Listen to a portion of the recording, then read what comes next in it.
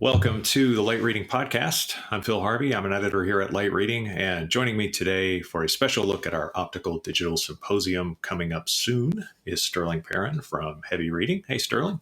Hey, Phil. How are you doing today? I'm good. Thanks for agreeing to be on. So let me get the basics out of the way. We've got the Optical Networking Digital Symposium. It's a 2-day show, 2-day event.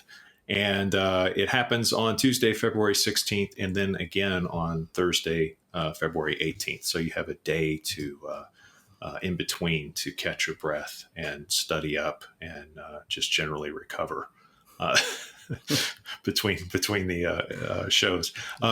So there's 4 topics that are being discussed. The first one I think is kind of been very interesting because of because of the topic itself is interesting, but also who's interested in the topic. So it's a coherent optics and pluggable optics, 400ZR.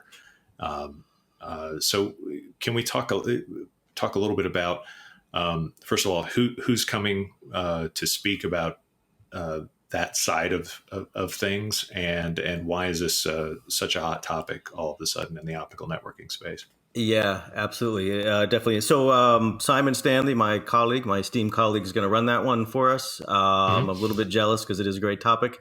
But yeah, so why is it important? 400 gig is really kind of reinvented the market for what used to be called IP over DWDM. And so with that, there's new opportunities, driven a lot by the hyperscalers originally. So Microsoft is speaking on this session as may be expected. They're one of the champions of the 400ZR standard. Right.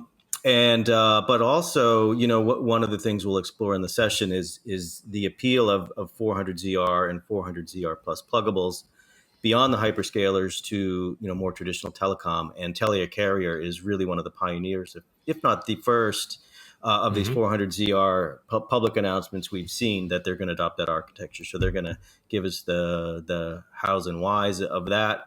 And then, I'm really excited that Andy Bechtolsheim, who's of course an industry legend in telecom and communications, is going to give a keynote. So Arista is a platinum sponsor on that one, and they're really betting big on the 400 gig pluggables opportunity.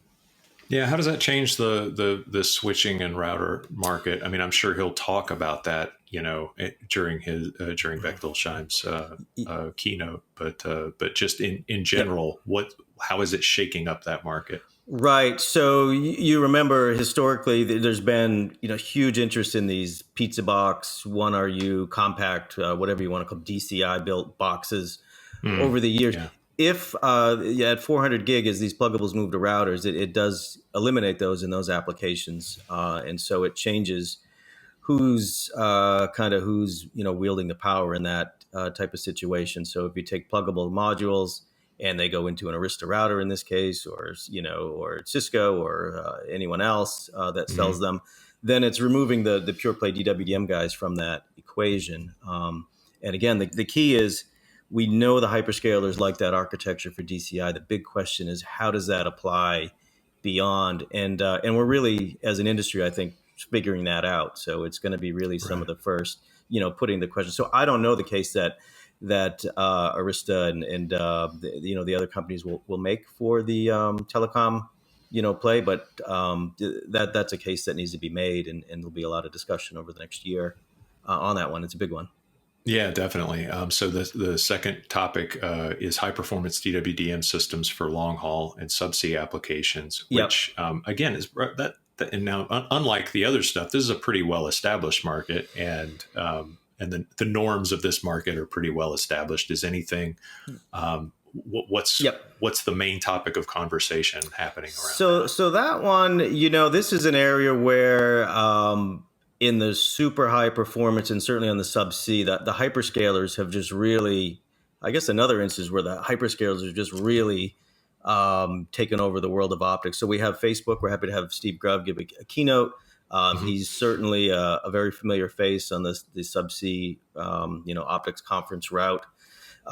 circuit over the years, and they've made it a big case for these types of architectures. It's super high performance on the optics side, and really they've pushed an open line system for subsea. So one of the questions there is to what degree do these open line systems that work so well for subsea apply to long haul terrestrial networks? And we get kind of mixed views on that. But it's another case of hyperscalers really defining architectures that look really good for traditional telecom, and then how do these guys adopt it? And it's also really in some ways the opposite of what we just talked about with ZR moving to pluggables and more commodity.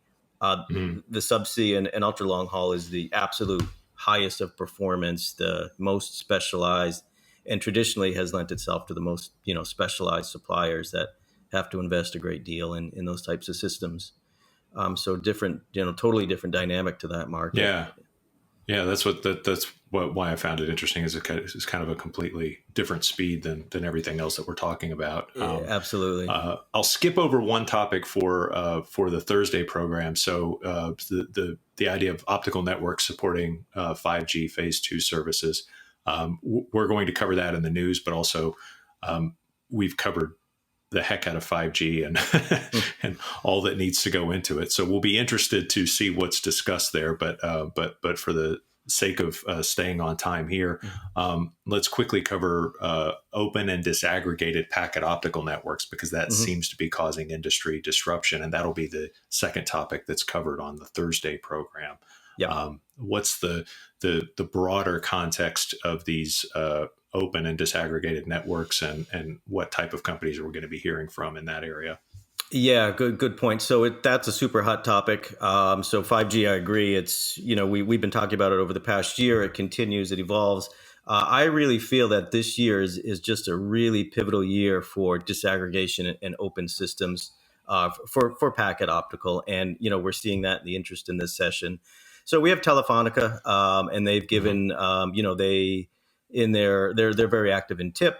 In the Open Optical Packet Transport group within there, we're doing a lot of work with them. They're continuing to champion these concepts that are starting to, I think, broaden in appeal pretty significantly. I think the industry is realizing that, if you look back, I guess 2017 with that Voyager platform from Facebook and a lot of skepticism, and that really didn't go anywhere. But there's been several years of innovation, a lot of input from network operators. And I think the industry is really starting to understand here is the open and optical disaggregated model that will apply to the telecom market. And I think, you're just seeing a lot of momentum. Colt is the other operator on that one, another, historically very innovative operator, obviously pan-European carrier. Yeah. And both operators have been known to kind of push the rest of the industry in terms of getting them to start thinking about adopting newer technologies in the optical domain. Okay, well, we're definitely looking forward to the show. So again, this happens on Tuesday, February 16th, Thursday, February 18th. Sterling, Perrin, thanks so much for joining us. All right, thanks, Phil. Looking forward to it.